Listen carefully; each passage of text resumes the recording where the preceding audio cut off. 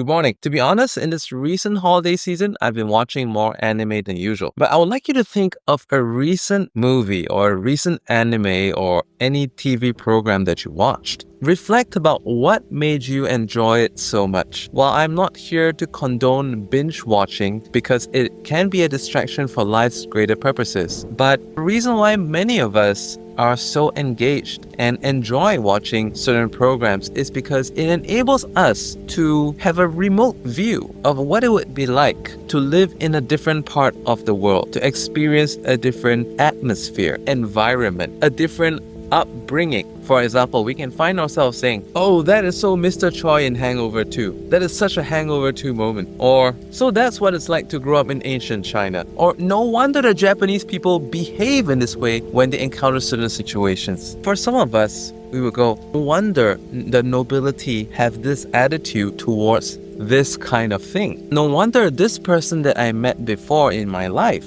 behave in a certain way because he must have grown up like this." When we are in our unwinding time. And I also trust those of you who watch my channel are very fully committed to your goals. You also understand the importance of having a good time out to relax, to enjoy and perceive life. These TV programs can help you like a tool to give you insights, to give you experiences, and give you new knowledges with actual narratives. Because sometimes when we read things in the history books, in the geography books, the newspaper or the tabloids, we only get a certain view. But when TV series or anime scripts scenes occurring in these various settings, we truly can understand what it is like. Like Neville Goddard says in Manifestation, "I am in Barbados, but I can be lying down on my bed in the middle of New York City." At that very moment, you're able to feel what you feel, see what you see, and hear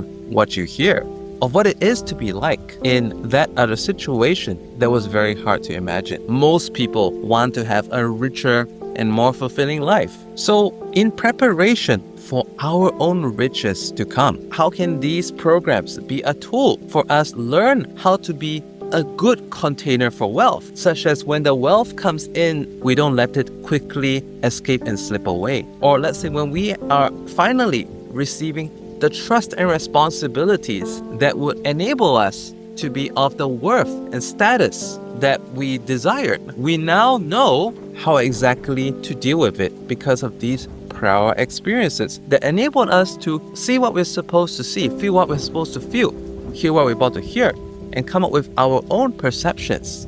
How many of you actually felt faced in a certain situation, you're like, "I wish I was like one of those who grew up in international school. I never knew what it's like to be dropped off in a limousine at the front of the school." But then seeing that in the animes, the movies, the TV series, we can know what it is like to be in the life of highborn, someone who came from a very good family with a long history. These TV shows and programs also help us to get more crystal clear about the future that we're trying to pull into the now. Like when I was recently watching this anime, I was reborn as an aristocrat. It's a really, really long title. I'll put a snippet of here on Netflix. So in this one, when I watched it, I instantly zoomed into the shape of the house of Lisha. Lisha is the wife of main character Ars Loven. When I saw that house, I felt shivers because this is a reminder of a house in an estate that I went to tour, an estate that I've always wanted to live in. And there's this gigantic house where someone,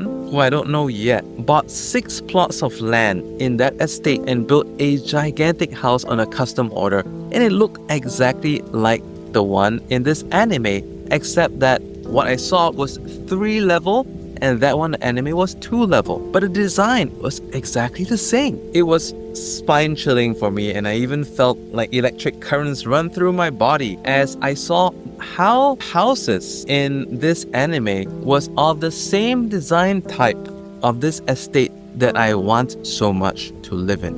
Other than this, when I go to sleep at night, one of my favorite hypnotic tracks that I listen to, because it is so important to visualize the future or the life that you want to live, in those moments before sleep. They call it SATS, state akin to sleep. The thoughts that we choose to see before we sleep is so important to us. And this track that I've been listening to talked about the 50-foot tall full panel windows. I've never seen that in my life until I finally caught a glimpse of that in the last episode of this anime, Reborn as an Aristocrat. I was like, so that's what it's like. And at that very moment, as Ars Loven went into this hall with Lord Lumiere for a tea by these very tall windows, it reminded me of a childhood friend who had certain opportunities to meet some very wealthy people, like literally people from the Forbes list. At that very moment, I understood that must be what it must have been like for him. And this childhood friend is doing very well right now. And I was thinking of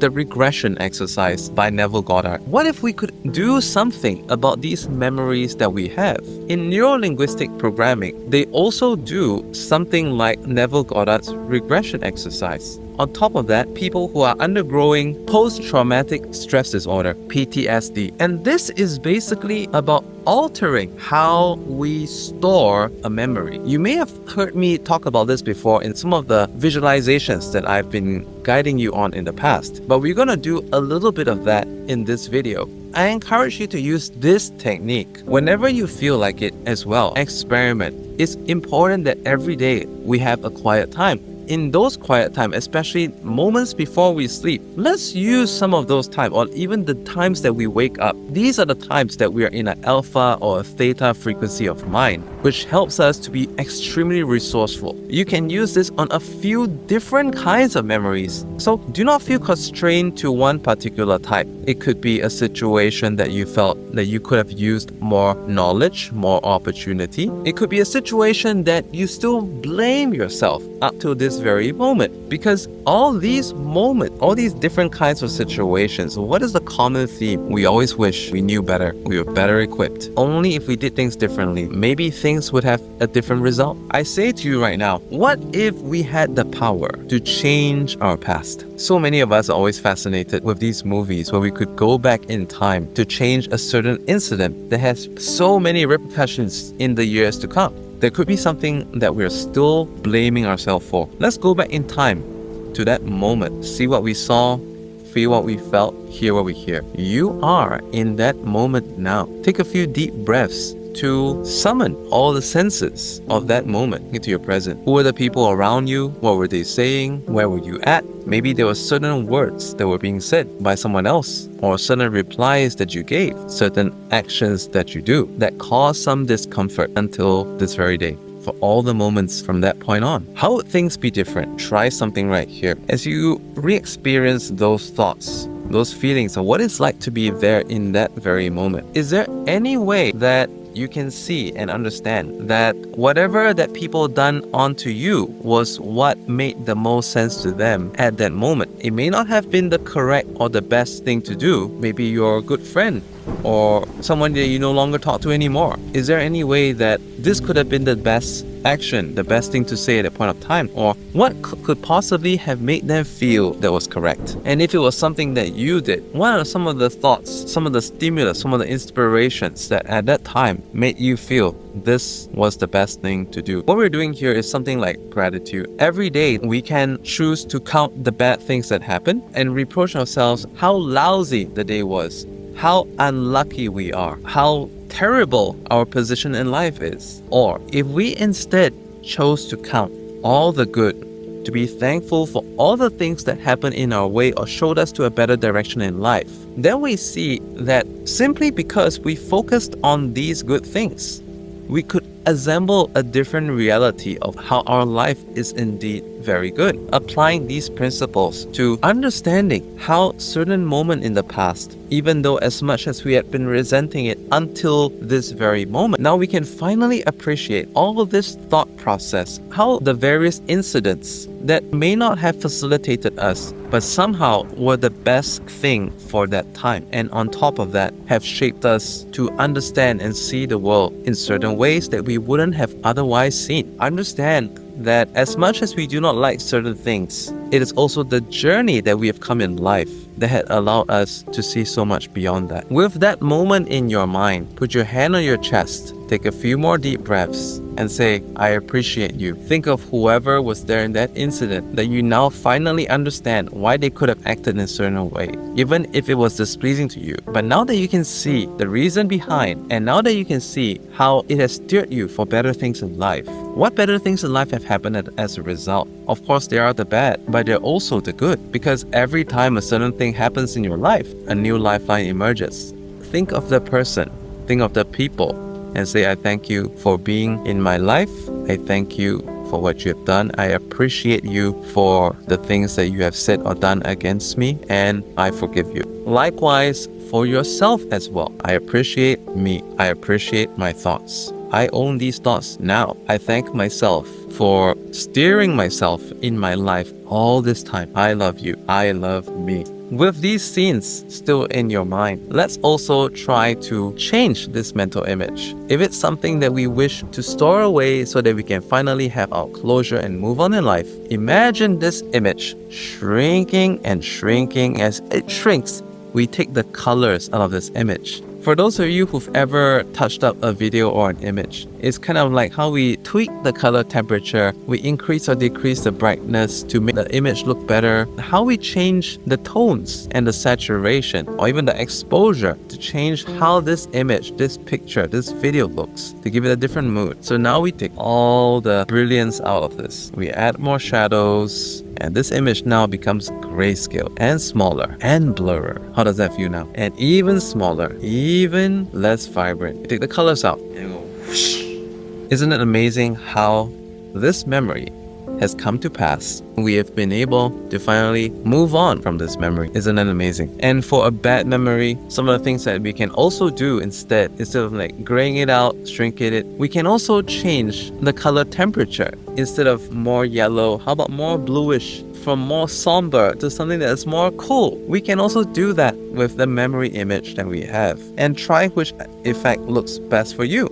For many people, just simply making something more colorful, more bright, change the contrast of the image or change the vignette of the image. You know how it's blacked out on the edges? Or what if we added a beauty effect to the image? That some people, they're so serious and frowning. What if the creases on the face disappeared? Or do you know sometimes how image filters can add a blush effect to people or a glitter effect to faces? How would that change everything? If you could use like a TikTok effect that added monkey ears to every single person in the scene, how would that look like? Wouldn't that change the memory? So far, I've been discussing using Neville Goddard Revision Technique, which is also used for PTSD and also various forms of therapy that has so many applications and such good result. Earlier in this video, I also talked about how we can draw experiences and knowledge from the TV shows, anime, movies that we watch. What if we own these things? I want you to also spend time to imagine when you finally see a certain scene that you've always wanted to experience. Maybe it's snow, maybe it's a sunny beach, maybe it's the breeze at the top of a cliff where you're seeing the aurora in the morning, or you're breathing the fresh air with your head in the clouds. You're about to be served a wonderful breakfast. You now have the power to put yourself anywhere you want. Even if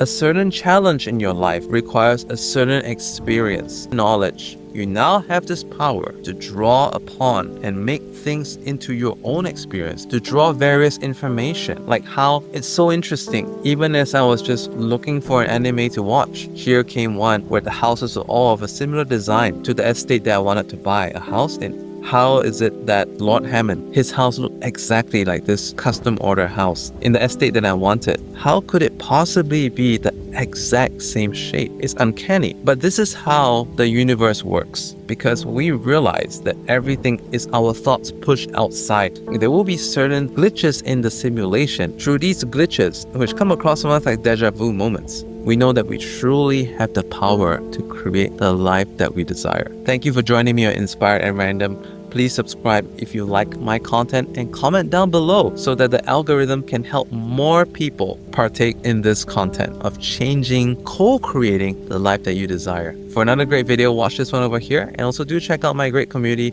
Inspire at Random, on the school.com platform. The link is in the video description. Goodbye.